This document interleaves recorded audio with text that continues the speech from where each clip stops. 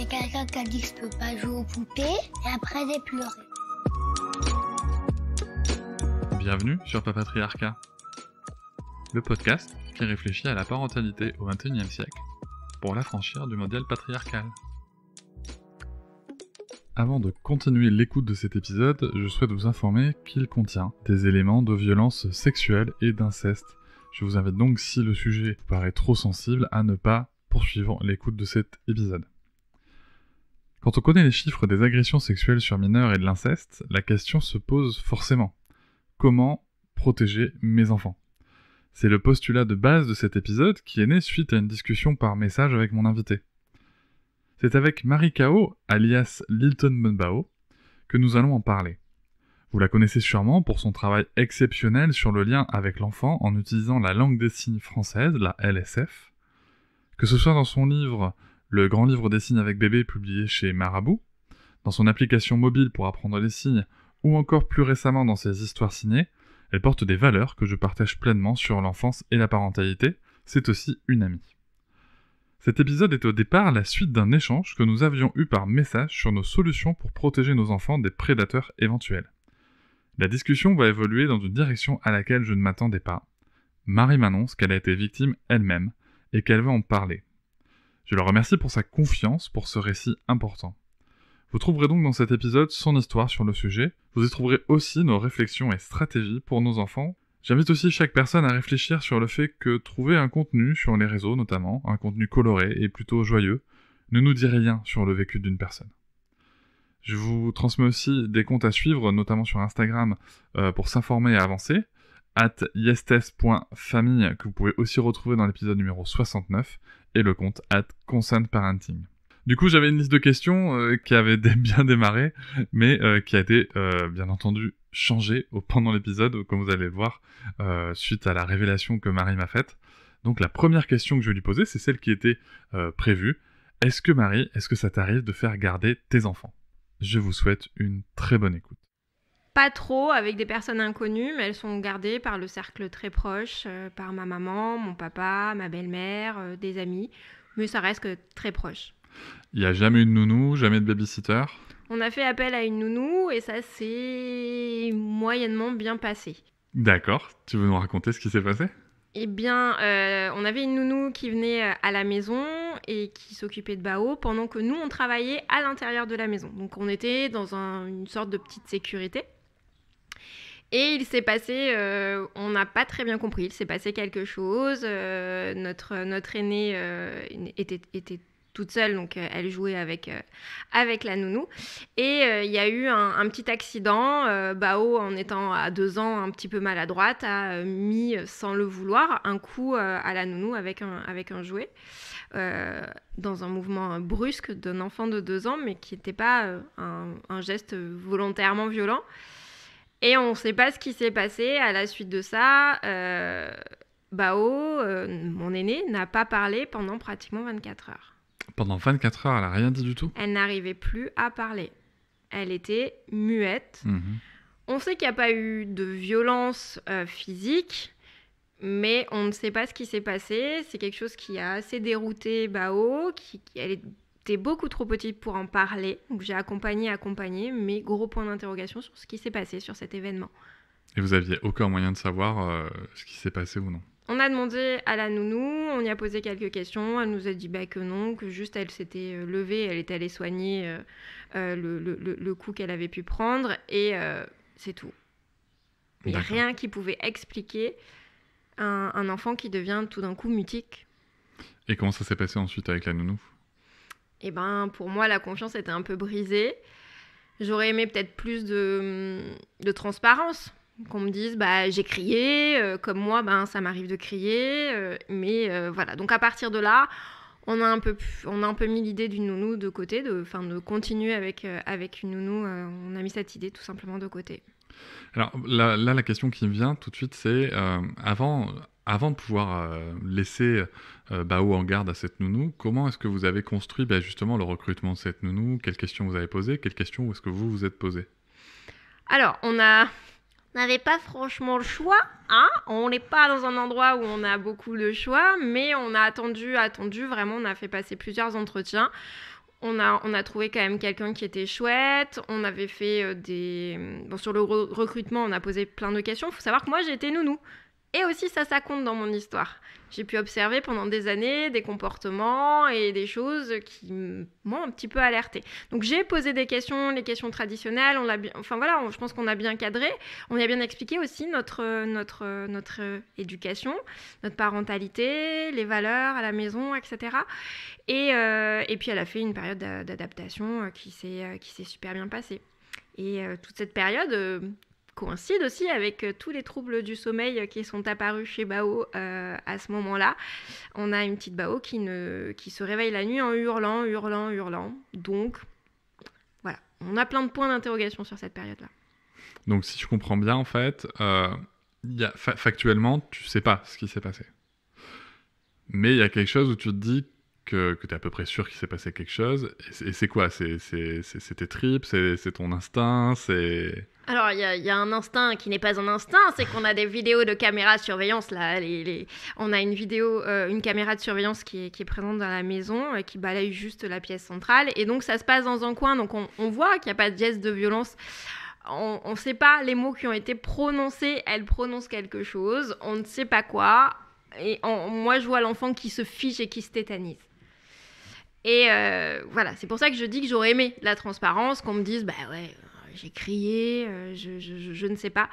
Mais on avait cette caméra qui nous a aidés. Et puis, je n'ai jamais vu mon enfant ne pas parler pendant 24 heures.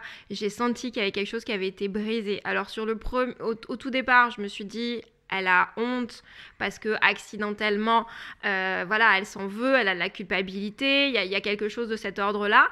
Mais j'ai fouillé tout ça, je l'ai accompagnée, j'en ai parlé et ça se déliait pas, elle ne parlait pas. Puis bon, des moments où nous, elle nous a mis un pain en jouant avec un Playmobil, c'est arrivé et c'est pas pour autant qu'elle a réagi de la même manière. Voilà, donc je ne sais pas. Je suppose que pour le coup, sur la vidéo, il n'y a pas le son. Non, il n'y a pas le son. Ouais. Okay. Puis ça nécessitait vraiment d'aller réinterroger la vidéo, d'aller la relire. On n'est pas non plus dans les experts. C'est pas le but non plus. Ça nous a juste permis de voir qu'il n'y avait pas de violence sur ce moment-là physique, mais on n'a pas essayé de voir ce qui s'était dit. On était surtout dans l'accompagnement au niveau de notre fille pour venir un petit peu apaiser tout ça. Donc fin du contrat avec la nounou, et depuis rien à part les personnes du cercle familial. Oui, alors surtout que ça tombe au moment où il y a un confinement qui nous tombe sur le nez à tous. Donc après, ça a été des personnes très proches de nous qui se sont occupées de Bao. Et avec ces personnes très proches de vous, il n'y a jamais eu de soucis pendant qu'elle les gardait. Il n'y a pas eu de comportements qui n'étaient pas OK pour vous, de choses qui ont été cachées. Tout est OK.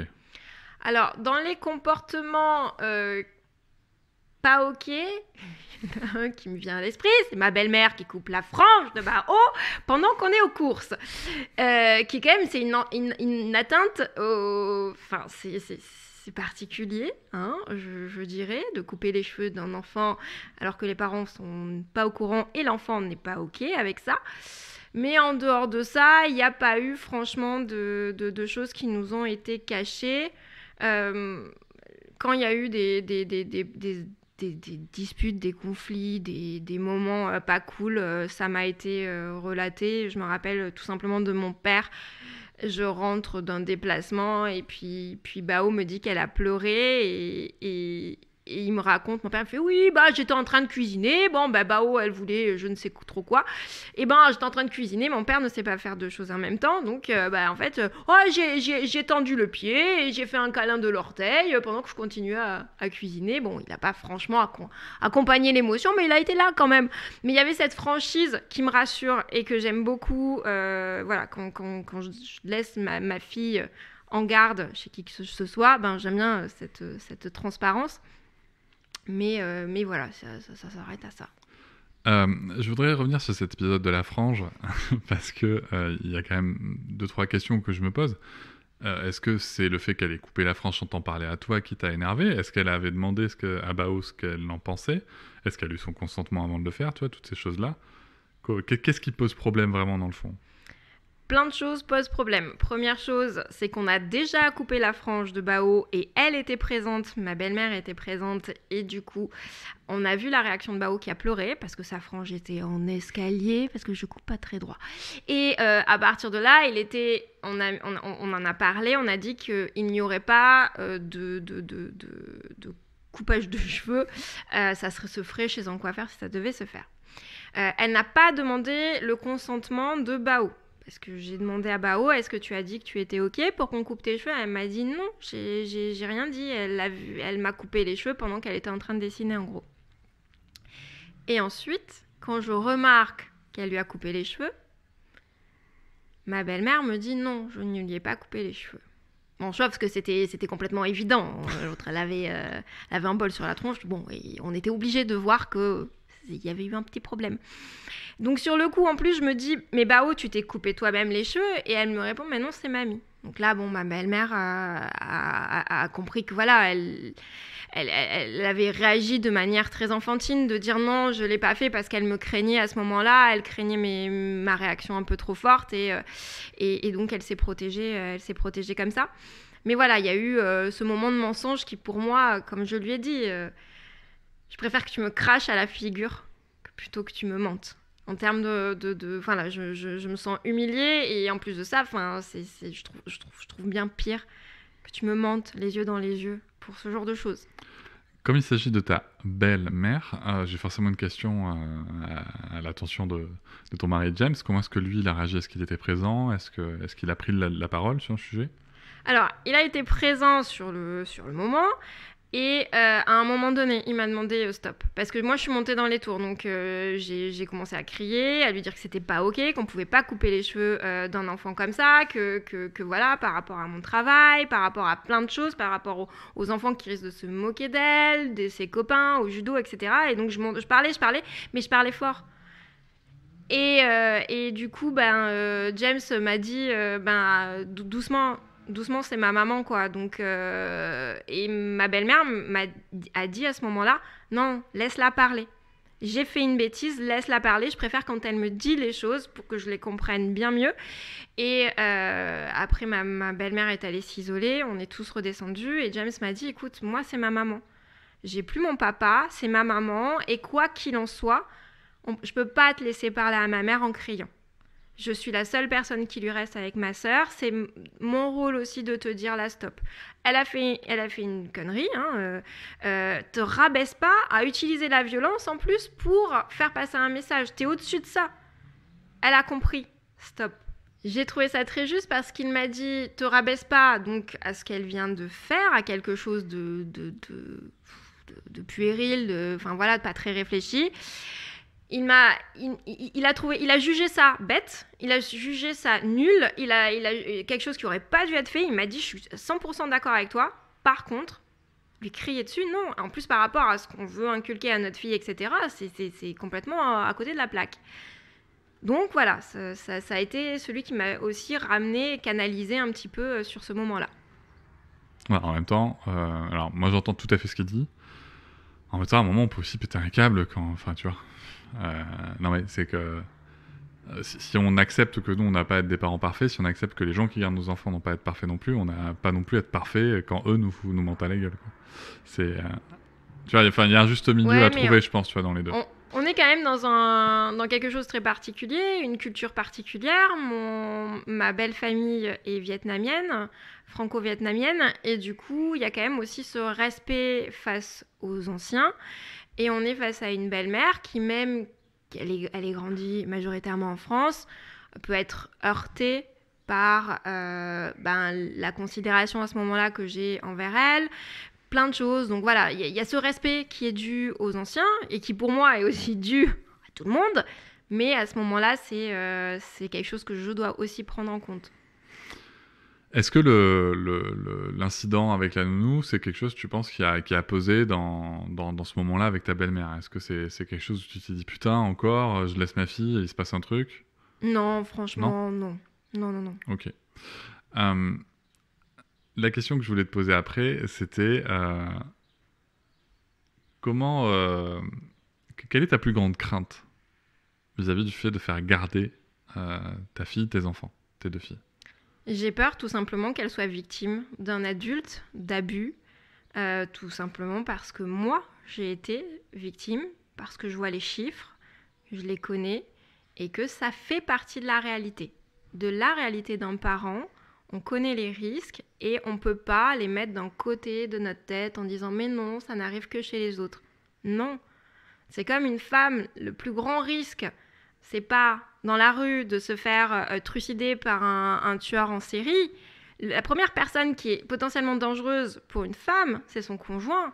C'est lui. Et ça, je ne l'oublie pas, que ce soit en tant que femme, mais aussi en tant qu'enfant. Les personnes potentiellement les plus dangereuses pour un enfant, c'est l'entourage. C'est aussi moi, mais aussi les personnes qui vont la garder. Alors, c'est vrai que tu parles des chiffres, c'est vrai qu'il est bon de rappeler que ce soit... on a souvent tendance à avoir cette image de... Alors, on va prononcer des mots qui sont forts, je le préviens tout de suite si vous souhaitez passer. Mais on a toujours tendance à penser que le viol, que l'inceste sont des choses qui arrivent. Tu vois, le viol, on pense à cette vieille ruelle sombre, un inconnu. En fait, 90% des viols sont commis par une personne de l'entourage proche. Et il en va de même avec l'inceste. Et toi, tu nous évoques donc pour le coup que tu as été victime. Est-ce que tu souhaites en parler? Oui, je peux complètement en parler. Je pense que c'est important aussi de pouvoir témoigner. Je pense aussi que c'est important d'en parler. Je te remercie de le faire. Est-ce que tu peux nous dire vers quel âge c'était? Est-ce que ça a duré longtemps? Est-ce que c'était une fois? Est-ce que c'était plusieurs fois? Alors moi, ça se passe pendant des vacances. Je pars avec de la famille en Espagne et j'ai aux alentours de 11-12 ans. Et donc, je vis un peu un enfer avec une personne proche dans mon cercle familial. Et quand je reviens complètement changée. Et il est vraiment compliqué d'en parler à ce moment-là. Chose particulière encore, c'est que mes parents sont en plein divorce. Donc mes parents m'envoient en vacances pour pouvoir tout simplement divorcer. Et donc quand je reviens, les valises ont été faites, etc. Et on met mon comportement un peu étrange sur le divorce. Ce qui en soi, tu vois, par rapport à tes parents, ce qui en soi est pas forcément... ça manque pas de bon sens, quoi. Donc tu es partie sans tes parents en vacances. Oui, je pars sans mes parents en vacances. Malgré la situation de divorce, est-ce que toi, à un moment, tu te dis il faut que je leur en parle? Non. En fait, j'ai quand même grandi dans un foyer où le sexe, c'est pas franchement ok. C'est sale. Et je grandis avec cette image-là. Donc quand je subis des violences sexuelles répétées lors de ces vacances, quand je rentre, je suis salie. Je n'ai pas en face de moi, je pense, j'ai pas confiance pour pouvoir livrer ça. C'est trop lourd, c'est honteux et je préfère ne rien dire. Tu culpabilises? Je culpabilise. Je suis la seule fautive à ça, c'est pas mon agresseur, c'est forcément moi. Donc je rentre avec ça. À 11 ans, je reviens avec ça. Et c'est lourd à porter. Pourquoi c'est de ta faute? Parce que je dormais dans la mauvaise tente et que je me suis pas assez débattue, parce que je suis potentiellement pas allée le dire à ma tante, je suis pas allée me plaindre à un adulte, je me suis murée dans le silence, je suis faible, voilà, donc je rentre avec ça. Je vais revenir sur ce moment, justement, ton agresseur. Je vais pas rentrer dans le détail précis des actes parce que c'est pas forcément pertinent, mais comment est-ce qu'il t'a approché? En dormant.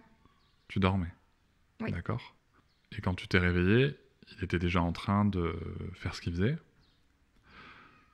Et est-ce qu'il te dit des choses à ce moment-là? Non. Il te dit rien? Non. Tu sens cette force physique? Oui. Près de toi? Est-ce que tu penses que si tu te débats, il va se passer quelque chose de plus grave? Oui, parce que je commence à me débattre et en D'accord. fait, c'est pire. Il te resserre? Oui, voilà. Il y a une domination physique qui est présente et qui m'empêche finalement de faire bien plus. Et il te dit rien? Non. Et une fois qu'il a terminé, il te dit rien non plus? Il s'en va de la tente? Non. D'accord, vous dormiez dans la même tente Ouais, au départ. c'est ça. Ok. Qu'est-ce qui fait que tu t'es retrouvé dans la même tente que lui? Ben, parce qu'on est en famille et que on a une différence d'âge qui est pas méga énorme. Je crois qu'on a 5 ans de différence et qu'on me fait dormir avec lui parce qu'on est des enfants, sauf que il est bien plus grand, quoi. D'accord. Alors, le sens de ma question, c'était aussi juste pour voir s'il y avait peut-être, tu vois, une mise en place de stratégie de la part de l'agresseur. Est-ce que c'était quelque chose qui avait été pensé à l'avance? Non, Est-ce que du tout. c'était... Non, c'est pas du tout pensé à l'avance. C'est vraiment, enfin, je te le dis en off là, mais c'est des cousins, quoi. Enfin, on nous Ouais. faisait dormir sans pas poser 1000 questions et c'est, Oui. C'est entre cousins, ok. ouais. Ok, donc pas de stratégie. Et est-ce que tu as revu ton agresseur ensuite? Oui. Je revois mon agresseur régulièrement par des repas de famille, etc. Et je crois que j'occulte. Je sais qu'il s'est passé quelque chose, mais il y a une part de moi qui vient lisser et dire que c'est ok. Que c'est ok. Que c'est ok. Et c'est ok jusqu'à quand? C'est ok. Alors, ce qui est intéressant aussi là-dedans, c'est que c'est ok, mais que je commence à avoir des comportements. Je vais pas bien, je vais vraiment pas bien. Il y a quelque chose qui se passe et je commence à me faire du mal. Ça se voit. Je commence à me faire du mal, donc il y a quelque chose qui se traduit. Il y a des gestes, je fais remonter des choses à la surface. Ma tête oublie, mais il y a mon corps qui continue de... Enfin voilà, on voit des choses. Je fais en sorte que ça reste visible. Là, autour de moi, on met toujours ça sur le divorce. Je parle pas. Donc voilà, ça peut être que le divorce. Et ça explose quand je suis adulte, je pense 20 ans, quelque chose comme ça. Je finis par tout livrer à ma maman. Et je lui confie ce qui vient de m'arriver. Enfin, ce qui vient de m'arriver, c'est marrant de dire ça, parce qu'au moment où je le lui dis, ça vient de m'arriver, alors que on est 8 ans plus tard ou 10 ans plus tard. Et comment elle le vit, ta mère, pour le coup, quand tu lui racontes, quand tu lui livres ça? Ma mère le vit pas bien. Elle a toujours voulu me protéger de ça. Et pour elle, c'est un échec, l'échec le plus violent pour elle, parce qu'elle n'a pas réussi à me protéger de ça et qu'elle ne l'a pas vu. Il y a un sentiment de culpabilité immense de ne pas avoir vu, de ne pas avoir compris, d'être passé à côté de ça alors que c'était visible. Et mes parents s'en sont énormément voulus. Ça a été une douleur pour eux, mais immense, de pas avoir vu et de comprendre aussi avec le temps ce qui a fait que je me suis pas livrée. Comment est-ce que cet incident a influencé ta relation avec les garçons ou avec d'autres personnes dont tu pouvais être amoureuse et potentiellement avoir une attirance, sachant que ça s'est produit tu vois, au tout début de ta puberté? Comment ça s'est passé au niveau de l'adolescence, ta relation aux autres, ta relation au corps, peut-être ta relation au sexe? Alors, c'est marrant parce que tu me poses cette question-là et je me rends compte que c'est cet été-là, en rentrant, je me coupe les cheveux. D'accord. Je me coupe les cheveux très courts, c'est la seule fois où j'ai eu les cheveux courts. Il y a un côté où je deviens très masculine. Je prends les codes des garçons, donc baggy, tout ça. Et ouais, il y a quelque chose qui vient de changer.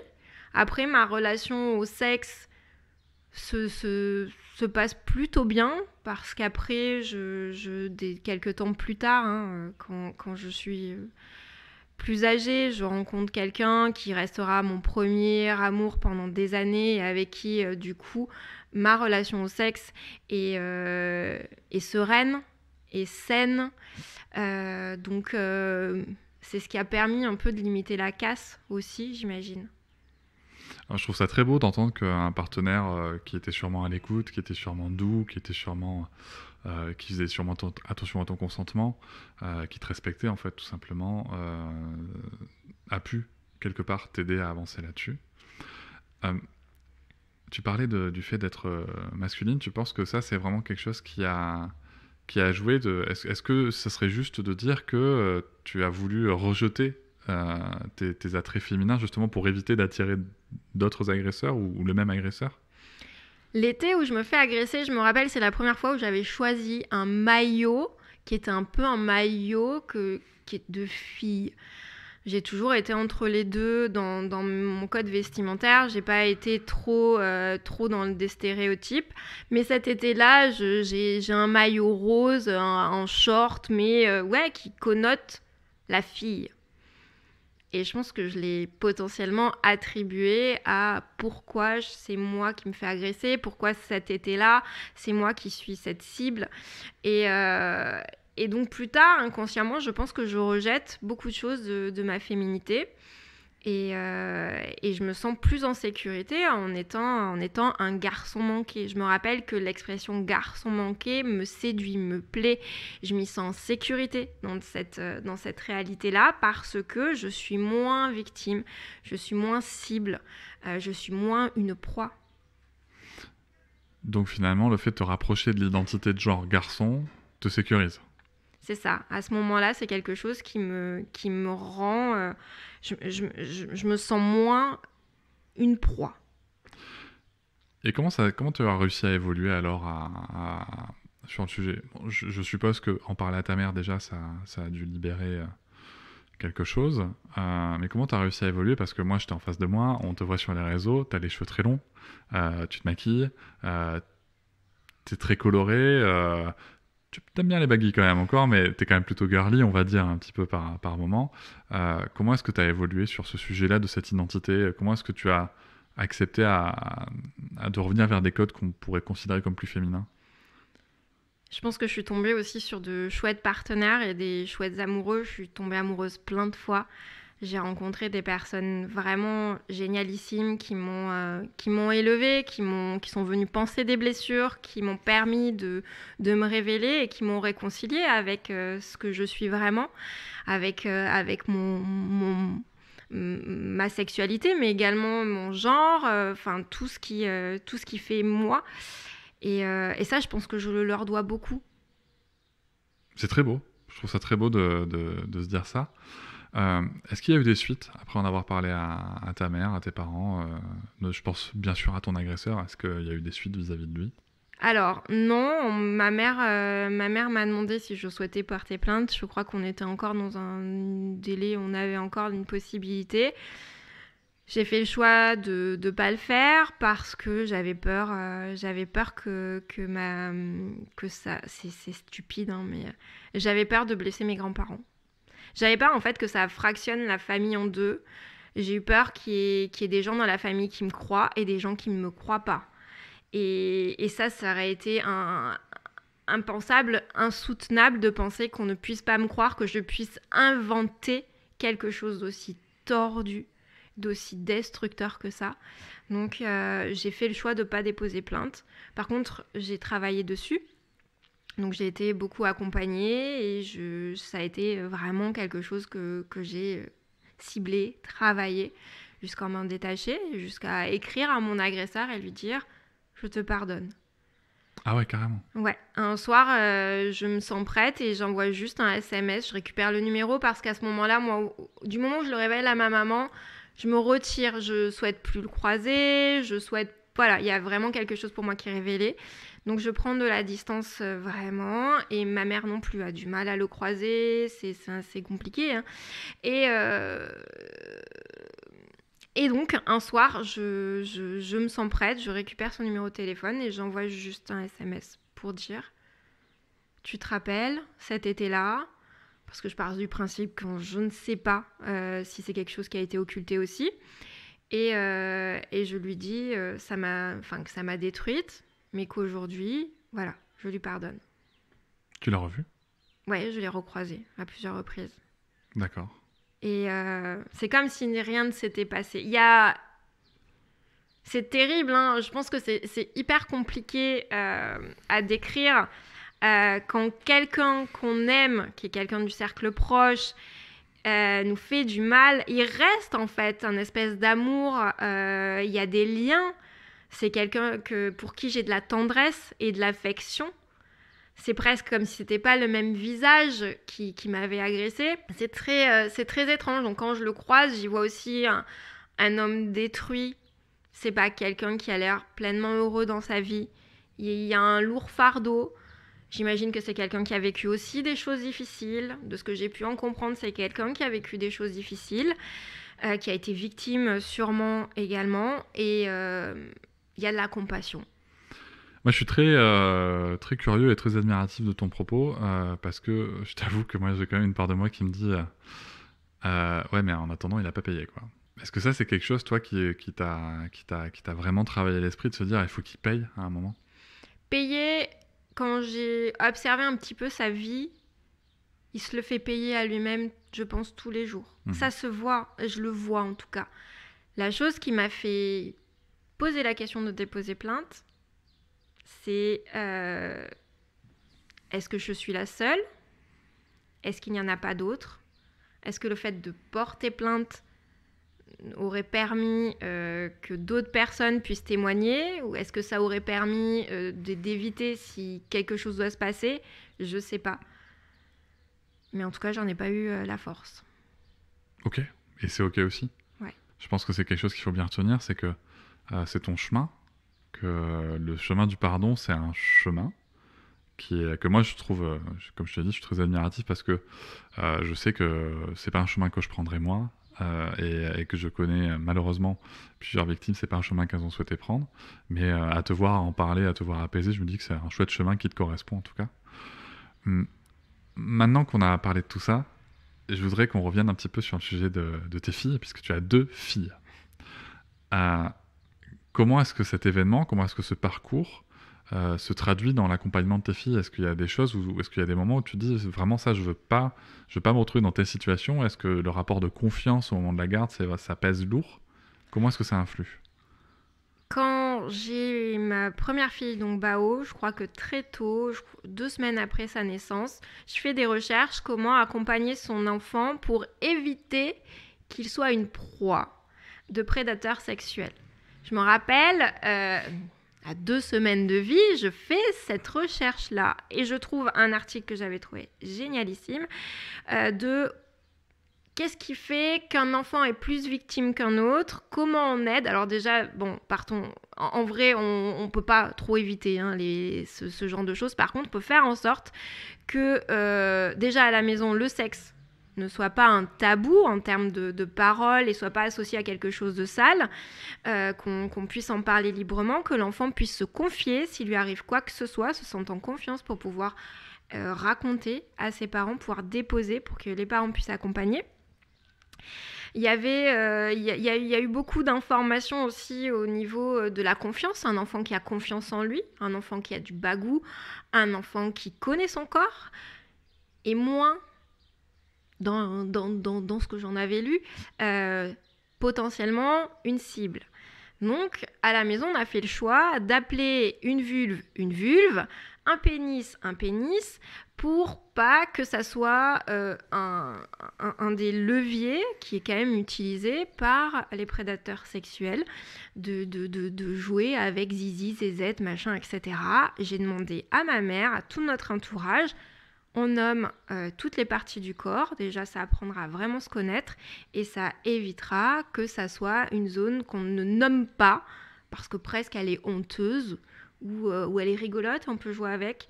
Donc voilà, c'est des choses qu'on a mis en place dès le départ et qui m'ont rassurée d'un certain côté, qui m'ont apporté en tout cas des clés. C'est toujours mieux que d'être dans l'inaction et de subir. On peut anticiper et il y a aussi le consentement. Ça a été quelque chose qu'on a beaucoup travaillé. Donc on a des petites filles qui sont OK sur le consentement. Voilà, ça a été du travail, mais c'est terrible de se dire qu'il faut travailler pour éviter d'être une proie ou pour avoir le bagage nécessaire pour arriver à se livrer quand ça nous arrive, que nos filles puissent venir nous dire, se sentir libres de se confier. Il y a eu également les petites antennes d'un enfant. c'est des choses qu'on n'écoute pas assez. Un enfant ressent beaucoup plus facilement quelqu'un qui est toxique, quelqu'un qui est pas sain, quelqu'un qui lui veut du mal. Et donc forcer un enfant à faire un bisou à un tonton, une tata, un inconnu, peu importe. S'il n'a pas envie de faire un bisou, il ne fait pas un bisou, il envoie un bisou juste de la main par politesse pour faire plaisir à tout le monde. Mais ce côté antenne, on l'a toujours cultivé. J'ai jamais forcé ma fille, quand elle aime pas quelqu'un, à faire quoi que ce soit. Je lui ai appris à s'écouter.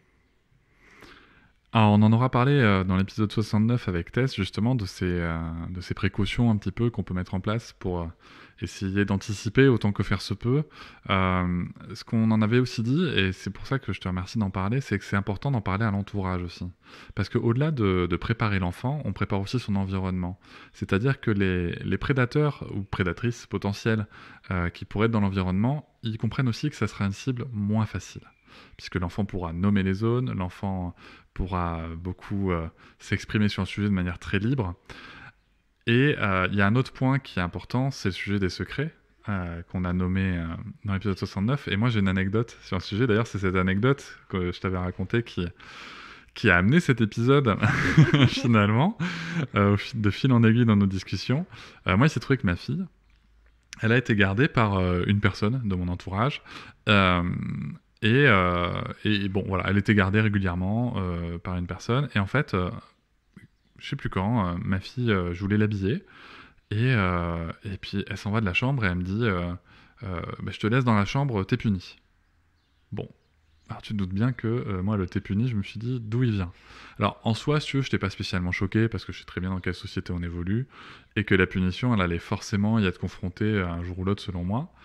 Et donc elle me raconte qu'elle a été punie par une personne qui la garde. Et là, je me dis, bon, elle a été punie, on va en parler avec la personne, je vais essayer de comprendre ce qui a amené le sujet, et puis on va pas en faire un drame, on va tous évoluer chacun dans notre sens. Mais, deuxième information, elle m'explique qu'elle est triste parce qu'elle ne devait pas m'en parler. Et là, par contre, je vois rouge. Alors, pas du tout envers ma fille, bien évidemment, mais je vois rouge parce que je comprends qu'on a dit à ma fille que c'était un secret et qu'il fallait pas en parler à ses parents. Et je sais bien qu'on pourrait me dire « Mais ça va, c'est bon, Cédric, elle a juste été punie, fallait pas t'en parler, c'est pas un drame. » Sauf que si. Parce que introduire le secret comme une possibilité, c'est très compliqué parce que c'est vraiment le nid, le terreau des agresseurs sexuels sur les enfants. Et c'est ce qui fait aussi que la personne va culpabiliser. C'est-à-dire que moi, ma fille, si tu veux, elle a même pas 3 ans et demi. Et elle me disait déjà, c'est pas bien ce que j'ai fait, je devais pas t'en parler. Donc pour le coup, j'en ai bien sûr parlé avec sa mère. Et on a repris tous les deux le sujet pour justement lui faire comprendre que c'était ok, tu vois. Et ça, je pense que le sujet du secret, le sujet de la confiance qu'on peut avoir en les gens, c'est vraiment quelque chose de très complexe. Parce que moi, je sais que, personnellement, et je parle juste pour moi, tu pourras me donner ton ressenti après, je sais que je peux laisser ma fille à des personnes en qui j'ai confiance, mais que j'ai toujours ce petit côté, qu'est-ce qui pourrait bien se passer, tu vois. Je sais pas si toi, ça te le fait, pour le coup, encore plus avec ton vécu, peut-être. Ah oui, moi, ça me le fait. Alors, il y a des gens avec qui j'ai une confiance. Il y a un espèce de baromètre de la confiance, tout simplement. Et il est jamais à 100%. Il est jamais à 100% parce que autant moi, je me connais à 2000% et je connais mes intentions, autant autrui, qui que ce soit, foncièrement, je ne suis pas dans sa peau et dans sa tête et dans ses démons. Et donc, il y a un baromètre de confiance. Et c'est vrai que, par exemple, ma maman, ma belle-mère, mon papa, j'ai une confiance. James aussi, bien sûr, mon conjoint. Et puis, il y a le cercle un peu plus autour. Mais il y a toujours cette possibilité que ça puisse arriver. Et avec qui que ce soit.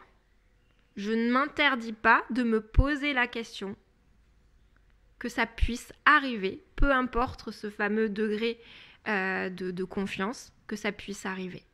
Donc je reste vigilante. Je fais en sorte de ne pas être trop intrusive. Je ne pose pas... c'est mes questions à moi. Je vais pas assaillir de questions ma fille. Je la laisse me raconter. On a des moments où on se raconte des choses, on se raconte la journée, on se raconte nos peines, les choses qu'on n'a pas appréciées, les moments de malaise. Et je sais que c'est des moments qui sont propices à ce qu'elle puisse me confier des choses s'il venait à arriver quelque chose. Et justement, c'est la question que je vais te poser, c'est par rapport à ces craintes-là, qu'est-ce que toi tu mets en place? Ok, j'entends que vous discutez avec ta fille, bientôt tes filles, dans des moments comme ça, mais est-ce qu'il y a, je sais pas, des stratégies pour toi, mentales, que tu mets en place aussi pour maîtriser cette angoisse qui pourrait être là par moment? Alors, il y a un autre outil que tu n'as pas cité, c'est la caméra de surveillance. Je suis désolée, elle est là. Ça te rassure? Et ouais, elle est dissuasive. Elle est dissuasive aussi, ouais, c'est vrai. Elle est dissuasive à tout niveau. Je pense que qui que ce soit qui vient garder ma fille à la maison se dit, bon, pour qui que ce soit, en fait, c'est là. Ça enregistre, les gars. Et comment tu la présentes pour le coup? Est-ce que, parce que, je sais pas, tu vois, est-ce que tu dis déjà est-ce qu'elle est visible? Ouais, elle est visible. Et est-ce que tu dis écoute, belle maman, papa, est-ce que on a mis une caméra parce que comme ça au moins on est sûr de ce que vous faites? Non, on a une caméra qui filme s'il y a eu un cambrioleur, un livreur, parce qu'on a quand même beaucoup de livreurs qui passent. Voilà, elle est utile pour plein de choses, mais également elle est là en mode faut pas déconner. Non, mais c'est bien. Ça induit ça quelque chose. Ça te rassure beaucoup. Alors. Ça me rassure. Ouais. Okay. Ça me rassure parce qu'elle n'est pas gardée dans d'autres endroits. Elle va à plein d'activités extrascolaires, mais c'est pas. Elle part pas 15 jours en camp pour faire du judo pour le moment. Donc voilà, je me sens un peu plus rassurée quand elle est gardée à la maison. C'est là où ça peut un peu plus peut arriver des événements graves. Donc voilà, c'est présent. Elle a déjà passé une nuit à l'extérieur sans vous? Non. Non, mais moi non plus. Mais non, mais c'est vrai que ça c'est quelque chose aussi, tu vois, c'est une question qu'on peut se poser, quoi. Mais bon, après donc, j'ai peur que IEF ça, elle fait l'IEF parce qu'elle est traumatisée parce que je fais l'IEF parce qu'en fait j'ai été traumatisée et tu vois, j'ai peur que ça aille dans des... Non, mais après je sais que tu vois sur le fait de dormir à l'extérieur, moi je sais qu'il y a des parents qui confient leur enfant à 1 mois de vie, 3 semaines de vie, et d'autres à 5-6 ans. Ouais. Nous, je sais que, tu vois, pour nous, en fait, Sarah, elle a déjà été gardée en dormant à la maison. Mais en fait, au-delà de ces considérations d'agression potentielle, qui est, en effet, en l'occurrence, c'était très peu le cas. Il s'agit de ma mère, très peu le cas. Mais moi, c'est surtout une question juste de sentiment de sécurité de ma fille dans son environnement, basta quoi. On n'est pas du tout en train de dire que les gens qui font garder leur enfant à l'extérieur du domicile les mettent dans les mains d'agresseurs sexuels, c'est pas du tout le sujet en fait. Mais c'est intéressant quand même d'avoir ces infos-là, c'est-à-dire de se dire que ça peut être intéressant de débriefer sans grosses idées reçues. Ça peut être intéressant de débriefer. Moi, il y a quelque chose que j'ai noté en tout cas, me concernant, c'est que très clairement, c'est ok, tu vois, par exemple, que ma mère puisse la faire dormir à la maison, mais ça serait un homme, je serais en PLS, quoi. Je sais pas pour toi si tu te projettes dessus. Alors, un homme, donc du coup, moi me vient mon papa parce que le papa de James est décédé, donc le seul... assez proche, c'est mon père. Et mon père, j'ai dormi 1000 ans avec lui. J'ai quand même une énorme confiance parce que je me dis, si c'est une personne qui avait des démons, j'aurais été potentiellement une cible. Le truc, c'est que, comme je te dis, on sait jamais jusqu'à quand on retient ses démons, on ne sait pas. Mais de manière très... Enfin, c'est arrivé que mon père la garde à la maison, gère le coucher ou gère un bout de la nuit et soit présent là sur un moment où il y aurait pu arriver quelque chose. Et c'est quelqu'un, comme je disais, avec le baromètre de confiance qui est quand même assez élevé. Mais je pense que je crains tout autant une femme qu'un homme, je pense. Je crois qu'avec les stats et tout ce qu'on m'a aussi remonté sur les réseaux sociaux, quand j'en parle, on vient me confier des choses. Et il y a un peu tous les profils qui se dessinent et toutes les classes sociales, et il n'y a pas d'exception. Ah non, ça malheureusement c'est un sujet qui réunit tout le monde. Et le moment du bain.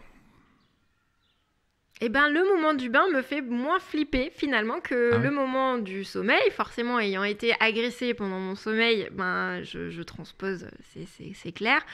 Le moment du bain a été déjà donné par mes parents. Sur Bao, bah déjà, c'est une petite fille voilà, qui s'est toujours lavée toute seule, qui s'est toujours dépatouillée. Bon, sauf quand elle était tout bébé, mais bon, quand un bébé est tout minuscule, en général, on est quand même les parents autour. Donc, ça n'a pas été des choses qui m'ont plus angoissée que le sommeil. Ok.